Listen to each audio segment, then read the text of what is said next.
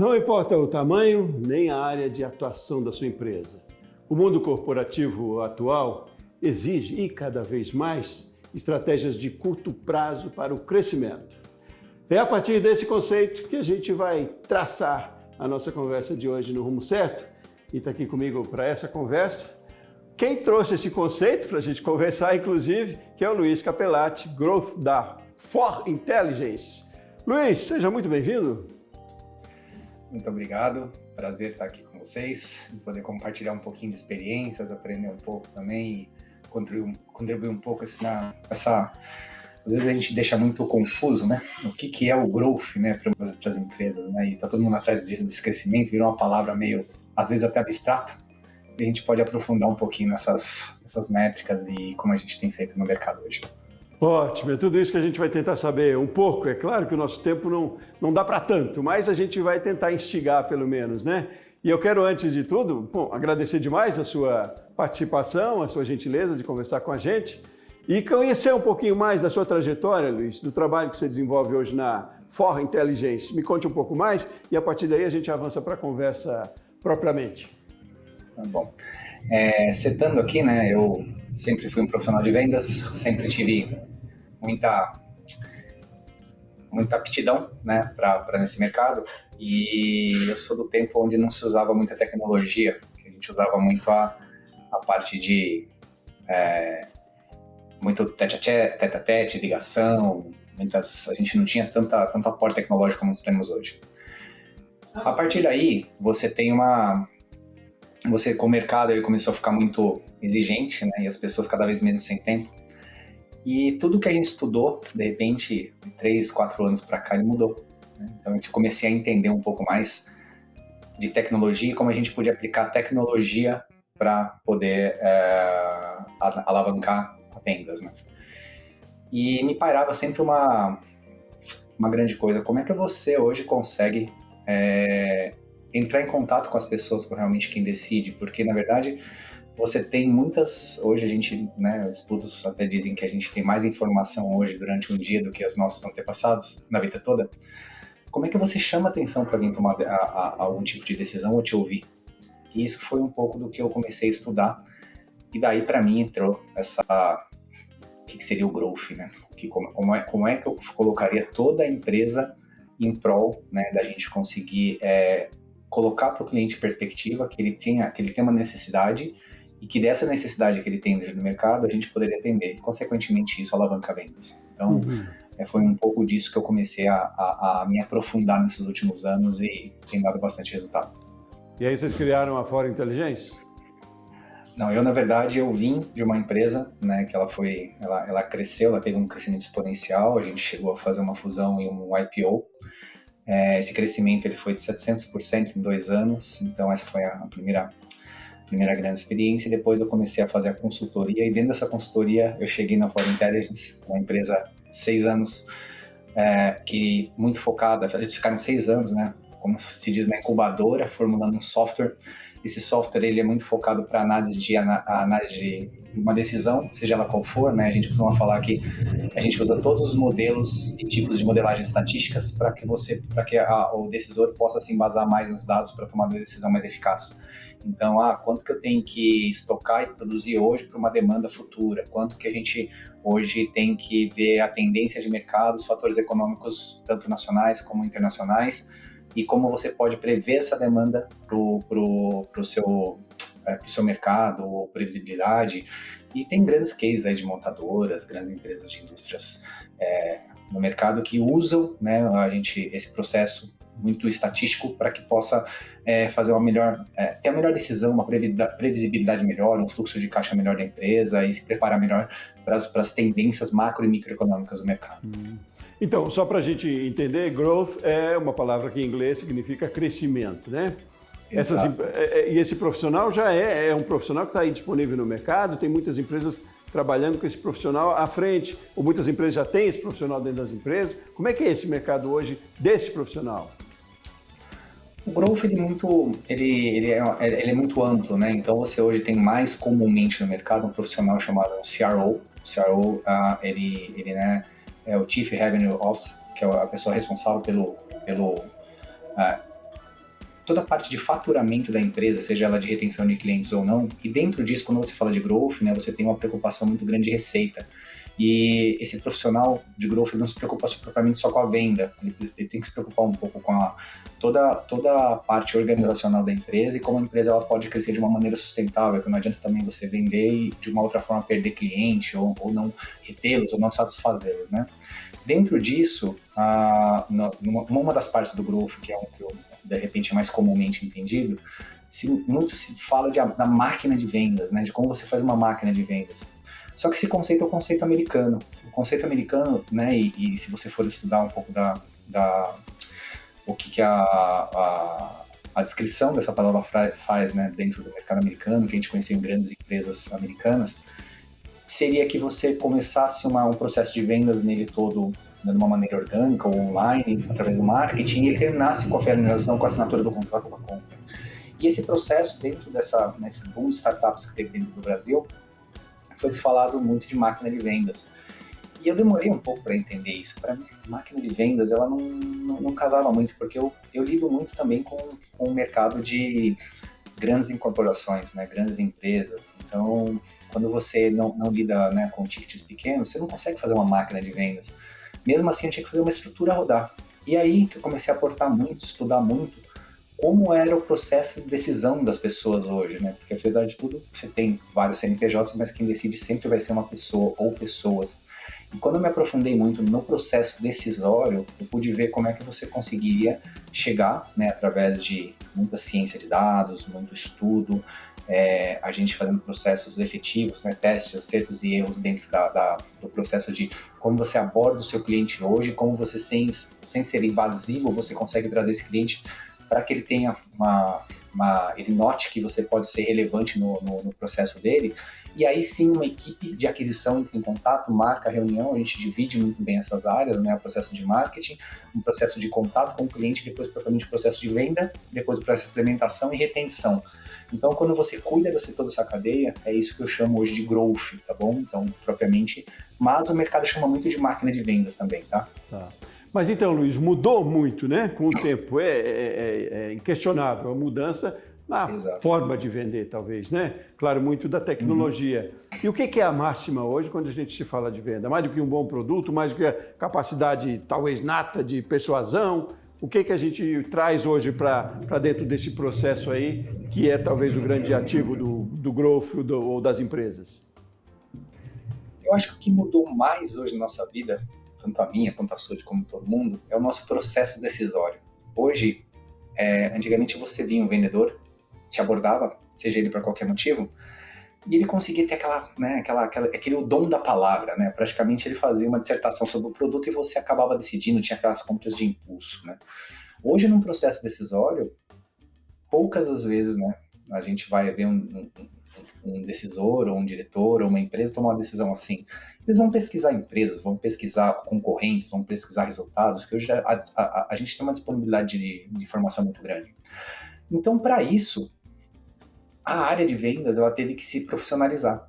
Então, aquele vendedor, que, né, era o famoso, né, que a gente tem até as figurinhas, vendedor lá, que chegava todo né, bem vestido, com a gravata tal, com aquela pasta, hoje não é mais o perfil. Hoje a gente está aqui falando de vendas, de camiseta, traz o computador, eu não vou. As visitas, né, presenciais elas diminuíram muito, a gente lida com um trânsito caótico nas grandes metrópoles e o tempo é escasso. Então você tem 10 a 12, 15 minutos de atenção plena no máximo e você tem que adquirir isso antes da venda. Então eu acho que o processo decisório foi a grande reviravolta com a entrada de toda a tecnologia que a gente tem hoje. A gente quase não viaja mais, né? Você não pega... Antigamente a gente tinha que viajar para outros países para fazer convenção, essas coisas. Hoje a gente consegue fazer tudo de dentro de casa, né? Isso pro bem e pro mal. Porém, hoje, o vendedor e a empresa que não se adaptou com isso, ela está sofrendo algumas consequências, né? Muitas empresas não conseguiram se adequar a tempo e acabaram até saindo do mercado. Esse, para mim, é a maior diferença hoje, que eu digo até uma revolução no setor de vendas está sendo essa. Ô Luiz, mas a venda, então, do produto é a consequência só, né? Todo o trabalho não é mais em cima de vender aquele produto necessariamente, ou de colocar lá o vendedor com a pastinha e vender. A venda é mesmo uma consequência, tem muito mais a ser feito antes e que não é também com o propósito só de vender, propósito talvez de eternizar, de fidelizar, não digo eternizar, mas de fidelizar uma relação. Então tem outros elementos dentro da venda aí que vem antes, aliás. Eu acredito muito nisso.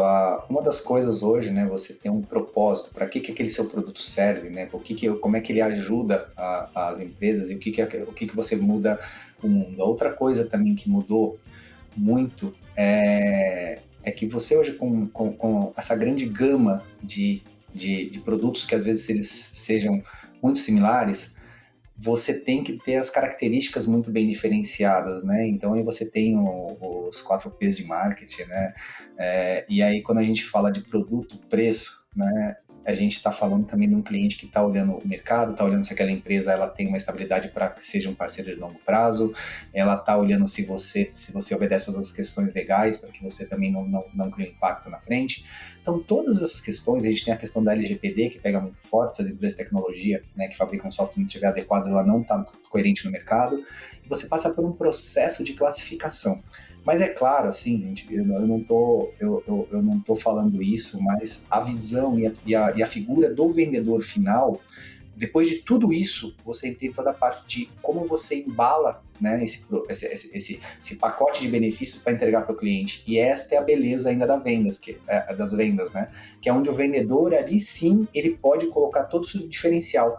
Só que hoje ele tem que ter estudado tudo isso que eu falei para poder apresentar para o cliente, porque simplesmente falar ou ter uma boa apresentação ou um bom PPT, isso não vende mais. Mas tá conciliando, né? Então o vendedor ele tem que se preparar muito também com todo esse processo para poder ter respostas embasadas em dados para que o cliente possa finalizar essa compra. E é curioso como é dinâmico, né, Luiz? E se transforma, muda a cada dia. Por conta de transformação que a gente está vivendo, não só a transformação digital, mas mudança de costume, mudança de relação de trabalho, né? Não é algo instituído, né? Não é um projeto estabelecido de venda ou de um projeto de crescimento, mas é muito móvel, né? É competitivo demais, é quase que uma areia movediça ao mesmo tempo todo dia, você tem que realmente ter um jogo de cintura para estar nesse mercado, né? Luiz, quero fazer um intervalo rapidinho e, na sequência, queria perguntar para você ainda assim, sobre tendências, se é que dá para a gente falar, porque amanhã a tendência é uma, depois da manhã já é outra, mas a gente deve ter um cenário aí que se acena, né? E também de quanto isso é importante para todos, da democracia desse processo. É preciso fazer isso, nem que eu tenha uma portinha aberta ou uma grande corporação, né? Em todos os sentidos. Então vamos fazer um intervalo rapidinho, Luiz, e continuamos a conversa daqui a pouquinho, tá bom? Até já. Eu convido você de casa também para continuar com a gente aqui no Rumo Certo, que a gente segue nessa conversa no instante.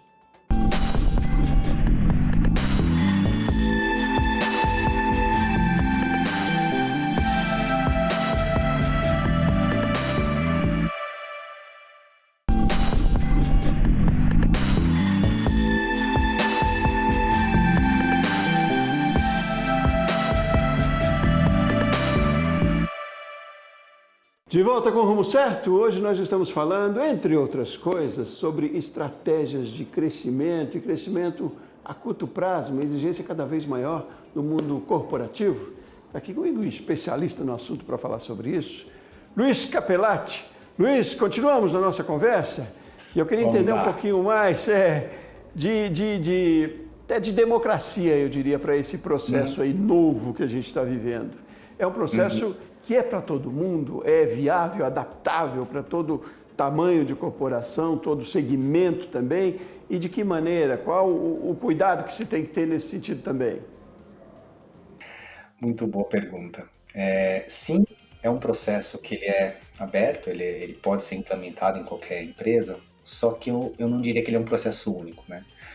Hoje nós temos aqui, dentro do Brasil, e talvez esse seja um dos maiores equívocos que eu vejo dentro de alguns cenários onde eu posso dar consultoria ou mentoria, ou muitas vezes conversar um almoço, você tenta aplicar aquela famosa fórmula da Apple, do Google, da Amazon, né? E aquilo é muito maravilhoso. Você tem a própria Salesforce, que são cases divulgados, né, de growth, que tiveram um exponencial crescimento.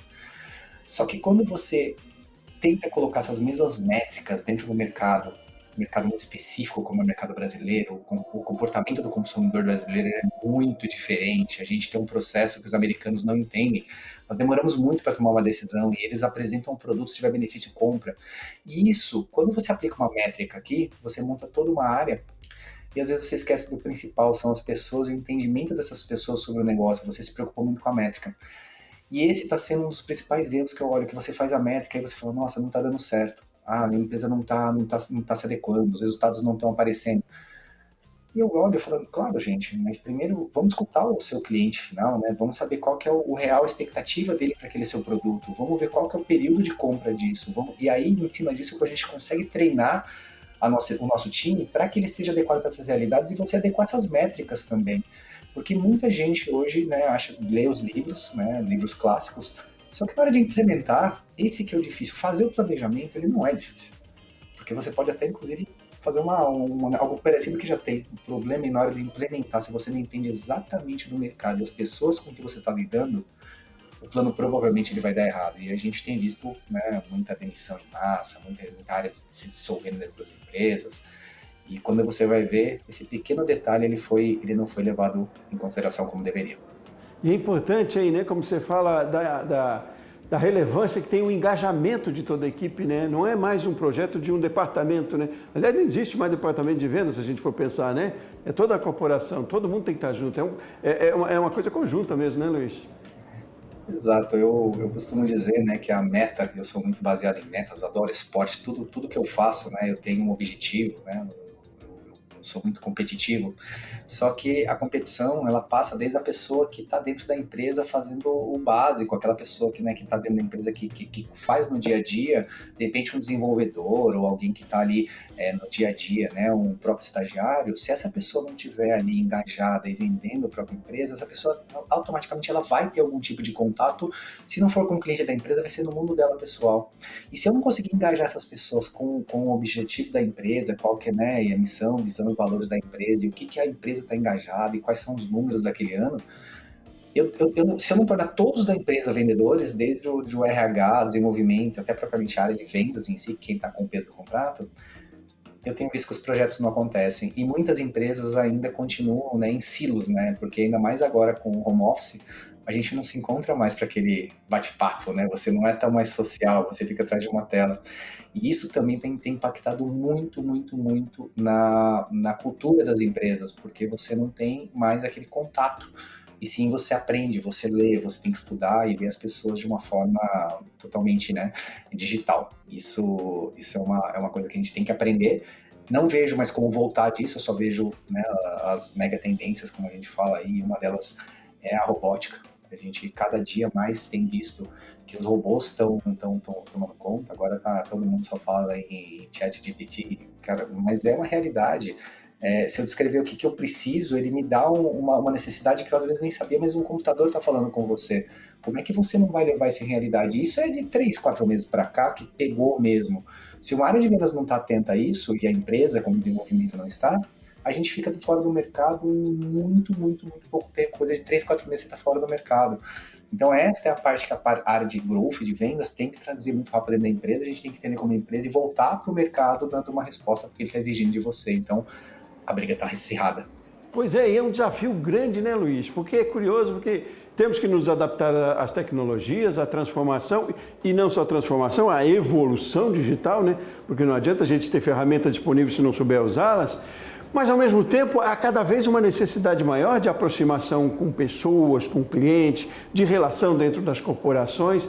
Então parece uma coisa contraditória, é técnico demais por um lado, é humano demais por outro também, mas é esse equilíbrio aí que você diria que é a fórmula de sucesso talvez daqui para frente? O que a gente tem de tendências nesse sentido também, trazendo toda essa evolução tecnológica que não já muda, né? Tem uma coisa que não vai mudar. A evolução tecnológica ela vem vindo e você não consegue acompanhar e presencialmente às vezes é difícil reunir todas as pessoas, né? Mas tem uma coisa que é bacana. Se a gente for olhar as estatísticas hoje, os eventos presenciais, os grandes workshops, as palestras, elas têm ficado lotadas. Se você não tomar cuidado, você não tem lugar para ir. Então você ainda vê uma grande necessidade das pessoas se conectarem entre elas. Mas não dá mais para esperar que você vai montar um mega stand numa feira mais famosa do mundo e que as pessoas vão visitar o seu stand. Não, elas vão lá para ter a conversa contigo, mas tudo que elas precisam saber do seu stand, se não for um negócio mega disruptivo, que vai chamar mais atenção, ela já vai ter visto, ela vai lá só para realmente fazer o cara crachar, de olhar, não, funciona assim e tal, mas bater um papo. Então o ser humano, ele não é um ser humano que vive isolado, né? Não um ser que vive isolado, a gente precisa de contato. Então você tem que unir essa parte da tecnologia, mas como é que você pode trazer isso para o pessoal também, pode trazer as pessoas mais para perto, para que esta decisão, como eu já te falei, que não é tomada por um CNPJ, o CPF ele tome a decisão. Né? Mas a gente não pode deixar de unir as duas coisas. Essa é uma coisa que eu tenho prestado muita atenção e estou voltando, né, a prestar atenção nas feiras mesmo, né, de quais são os mais importantes, até propriamente para saber o que a gente pode participar, o que a gente não pode, o que é mais relevante. Não, nada substitui, né, esse contato. Fico feliz que seja assim, né? Que não nos tranquemos na frente de um computador, por favor. Agora, Luiz, quem está à frente desse processo? Eu digo no Brasil, no nosso cenário, porque a gente vê ainda muita empresa tradicional e financeiramente muito bem, e aí é quase que uma resistência talvez para mudar, para seguir. A gente tem isso, é uma percepção errada minha de que há ainda uma resistência em se atualizar. E aí, sendo assim, que empresas, não nominando, mas de que setores talvez estejam mais à frente, é mais ligado à tecnologia, é o varejo? O que a gente precisa fazer ainda para entender, além desse empurrão automático que a tecnologia vai nos dando? Eu vou te dar 3 exemplos de setores aqui, eu não vou citar nomes, né? Mas hoje você tem o varejo hoje, ele mudou muito. Então, hoje nós temos hoje no Brasil, até gigantes americanos têm dificuldade de entrar no Brasil, porque a compra hoje ela é muito rápida, com 2 cliques você compra alguma coisa, compra do supermercado, hoje a maioria faz, eu praticamente não vou mais para nada, eu aperto 2 cliques aqui, vejo o que eu quero, eu pesquiso o preço, pesquiso tudo e faço aqui dentro de casa. Então, isso é uma mudança muito grande, até mesmo que se você vai entrar em shoppings, em empresas que dependiam só do consumidor e até ele, hoje o vendedor está comprando online, pior, né? Ou melhor para a gente, está mais barato, porque você não tem todo aquele custo. Então, se o mercado também tem que se acostumar. Então, é uma parte que a tecnologia está fazendo. Por trás disso, foi só isso que aconteceu? Não. Tanto de dados que nós fornecemos para essas empresas hoje que nos fornecem, né, essa entrega, esse delivery, eles estão analisando a todo tempo o seu comportamento de compra. E aí que entra a tecnologia. Então, assim, de acordo com o seu perfil de compra, imagina só, aí você já vai entrar um pouco, eu vou te falar alguns cenários para você entender como isso é amplo, né? Se eu sei que eu vendo mais um shampoo de determinado modelo, de um determinado tipo, na zona norte do Brasil, e eu sei que esse produto ele tem um insumo que ele é mais difícil, e eu sei que ele vende mais no verão, e a venda dele é online, e aí a gente capta esses perfis de consumo, a indústria ela tem que se preparar, porque ela sabe que no próximo ano vai ter uma grande demanda. E por quê? Porque vai fazer muito calor, e esse shampoo é o que mais vende lá, nesta região específica. Se ele não prepara um ano antes toda a logística, ele vai ter a chamada quebra de gôndola, as pessoas vão procurar o produto e não vão achar, que é um dos piores cenários, e vai dar oportunidade para o concorrente. Então, analisar e fazer qualquer tecnologia vai além disso, por quê? Será que nessa época do ano, o tráfego nas rodovias ele não é intenso? Como é que as rodovias se preparam para receber esse tráfego? Por quê? E onde vão ser os locais que você vai armazenar isso? Necessita de ser refrigerado? Não? Qual que é a distância? Como é que você faz essa distribuição? Então, quando você vê esses perfis, não é simplesmente o final, a decisão da compra, né? Você tem toda uma cadeia de valor, isso eu estou dando um exemplo muito pequeno até, para que você possa envolver a tecnologia e a tecnologia te ajudar a aportar a que você esteja preparado para o cenário que vai acontecer. Então, a previsibilidade, de acordo com o que já aconteceu e com os cenários que a gente atua hoje, ela é muito, muito, muito decisiva para você se tornar competitivo e ficar no mercado, né? Não, muito bom, né? De certa forma facilitou, né, Luiz? A gente fala que a gente tem mais competitividade, mas ficou mais fácil ser competitivo ou mais eficiente, talvez, né, ser competitivo. É se colocar nesse mercado, né? Se colocar nesse mundo novo aí na transformação. Não dá para ficar recuando e achando que é difícil, que talvez não seja para mim, né? Porque é mesmo democrático, é mesmo para todo mundo, tem estratégias para isso, tem profissionais para isso, né? O negócio é se sentir parte, né? porque é a evolução, a competitividade está nisso aí, né? Luiz, a gente tem um minutinho. Eu queria sintetizar essa nossa conversa aqui, de tudo que a gente falou aqui, trazendo para essa questão, essa exigência do crescimento em curto prazo, crescimento rápido. O que você diria aí como central de tudo isso que a gente falou para a gente finalizar nesse minutinho que temos? Eu acho que toda grande corporação que tem sucesso, ela tem 3 coisas em comum. Você tem tecnologia, você tem processos e você tem pessoas.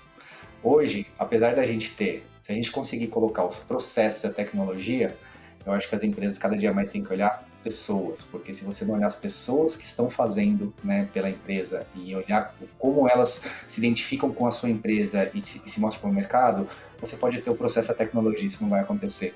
Então, o que eu vejo cada dia mais é que a gente tem que se especializar nas pessoas, no comportamento e dar, né, toda a condição, né, favorável para que elas possam desempenhar da melhor forma possível. E aí sim que eu acho que a tecnologia e os processos eles são de grande relevância para qualquer instituição.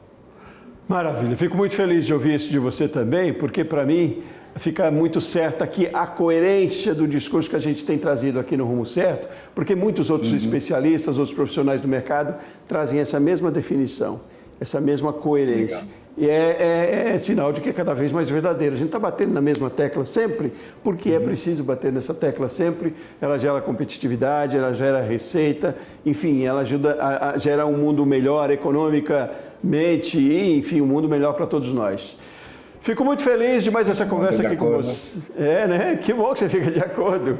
Vindo de você, vindo de um especialista, eu fico mais tranquilo ainda.